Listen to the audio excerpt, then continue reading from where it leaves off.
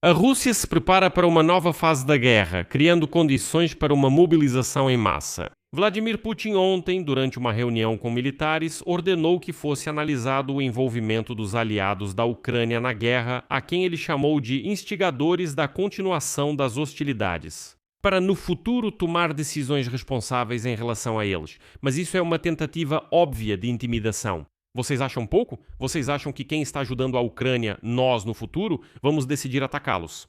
E é engraçado que Putin diga que, na verdade, são os países ocidentais que estão incitando a continuação das hostilidades. A solução é muito simples. A guerra pode acabar em um segundo. Digo isso agora, não para os russos que não se lavam. Em um segundo, só isso. Todos os russos juntam suas coisas, se viram em direção a Moscou e saem do território da Ucrânia. Quando o último russo, incluindo Putin, cruzar a fronteira estatal entre Ucrânia e Rússia, a guerra termina. E não precisa de nenhum instigador aqui. Ninguém, absolutamente ninguém é necessário. Basta que cada russo junte suas coisas e volte para a Rússia. Acredite, ninguém vai correr atrás de vocês, ninguém vai atacar a Rússia depois disso. Assim que o último russo cruzar a fronteira e for embora, pronto, a guerra acabou. Eu garanto para vocês que é assim que vai ser. A guerra vai acabar. A Ucrânia não precisa dos territórios russos. Essa tribo selvagem, ela não é necessária para os ucranianos, não é necessária para o Ocidente, não é necessária para ninguém. Vivam em paz e pronto, a guerra acaba. Mas isso já é outra digressão lírica. Então, Vladimir Putin declarou que também deve ser continuada também a análise do envolvimento de cada instigador na continuação da guerra na Ucrânia. Deve ser feita uma análise do envolvimento de cada um deles em ações de combate reais. Essa análise é necessária para que possamos tomar decisões responsáveis no futuro. De qualquer forma, pode ser necessário para nós. E então, ao explicar sua posição, Vladimir Putin fez referência a uma declaração conjunta de vários líderes da União Europeia, datada de 7 de junho, na qual, segundo ele, foi saudada a aplicação inovadora de tecnologias de drones pela Ucrânia. Bem, e então Putin começou com aquele discurso propagandista de que a Europa apoia esses supostos ataques das forças armadas da Ucrânia inventados por Putin, segundo ele, sobre crianças em dormitórios, sobre ônibus com bielorrussos, sobre alvos civis e infraestrutura civil no território da Rússia, e assim por diante, e assim por diante. Claro, Putin esquece de mencionar que os ataques são contra fábricas militares, refinarias de petróleo, setor de energia, logística e assim por diante. Bom, é óbvio porque ele faz isso, mas o objetivo dessa declaração era outro. Vladimir Putin estava tentando intimidar os aliados europeus. A questão é que já hoje de manhã, ontem à noite mesmo, Putin disse para avaliarem o envolvimento e já hoje de manhã. O Ministério das Relações Exteriores da Federação Russa afirmou a participação dos países bálticos nos ataques realizados pela Ucrânia contra a infraestrutura russa, durante novos ataques das Forças Armadas da Ucrânia a portos em São Petersburgo e na região de Leningrado. E a seguir vou citar o vice-ministro das Relações Exteriores da Rússia, Mikhail Galuzin. Temos dados verificados de que a Letônia e outras repúblicas bálticas já forneceram seus corredores aéreos para drones ucranianos que atacaram a infraestrutura civil. Ou seja, no Ministério das Relações Exteriores da Rússia, durante a noite, conseguiram preparar para Putin um relatório sobre o envolvimento dos países bálticos na guerra na Ucrânia com essa facilidade. Na última vez, o Ministério da Defesa da Rússia fez declaração semelhante. Em maio, esse órgão afirmou que drones ucranianos tentaram, como eles disseram, atacar São Petersburgo através do território da Letônia. Antes, uma representante do Ministério das Relações Exteriores fez acusações semelhantes aos países bálticos e à Finlândia. O Ministério das Relações Exteriores da Rússia, a porta-voz Mashka Zakharova e o assistente presidencial Patrushev.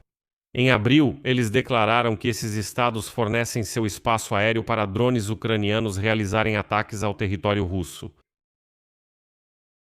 E agora, diante dessas ameaças de Vladimir Putin aos países bálticos, o Ministério da Defesa da Rússia propôs cancelar completamente. O exame médico obrigatório para contratados e mobilizados determina sua aptidão para o serviço militar.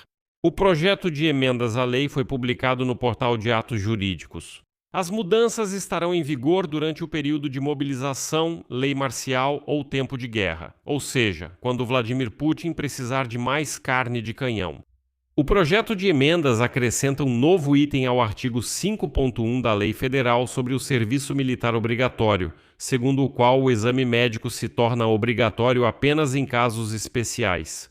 Se o candidato tiver mutilações, ferimentos, lesões ou concussão. Se houver doenças pelas quais ele deva ser considerado apto com restrições.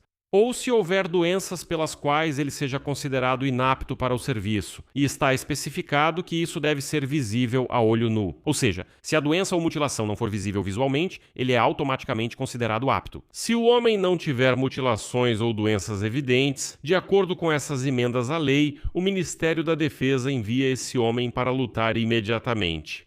Ou seja, não é necessária nenhuma dessas comissões médico-militares. E sabe, isso até parece lógico. Na véspera, especialistas do New York Times escreveram que, após chegar às posições de combate, um recruta do exército russo pode sobreviver de 20 a 35 minutos. A principal razão para a morte rápida dos soldados russos é o uso massivo e eficaz de drones ucranianos.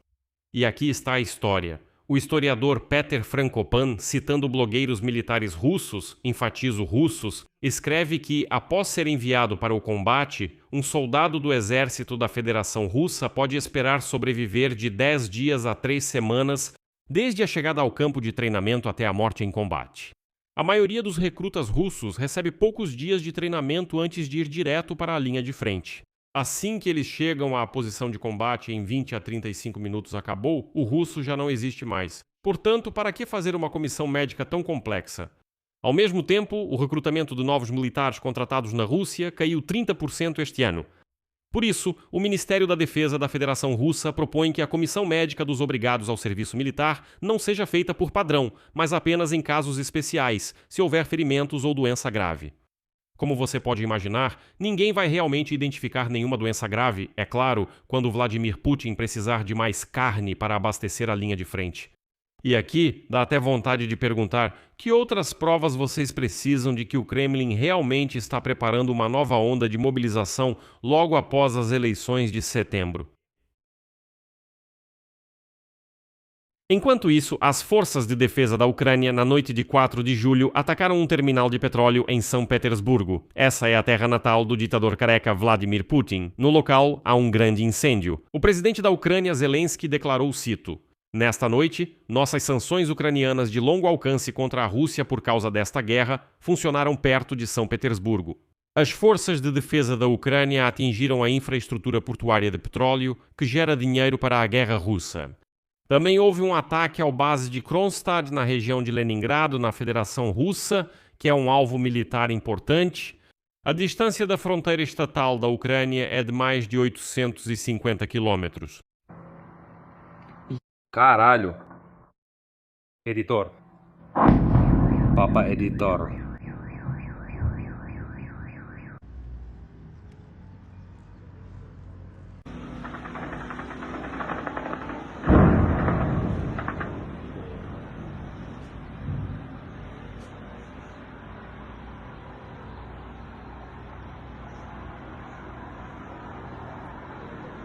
Editor de legendas a papai. Editor de legendas A. Semkin, revisor A. Egorova. Destaco que o terminal de petróleo de Petersburgo é um dos principais pontos do Báltico para a exportação de derivados de petróleo russos.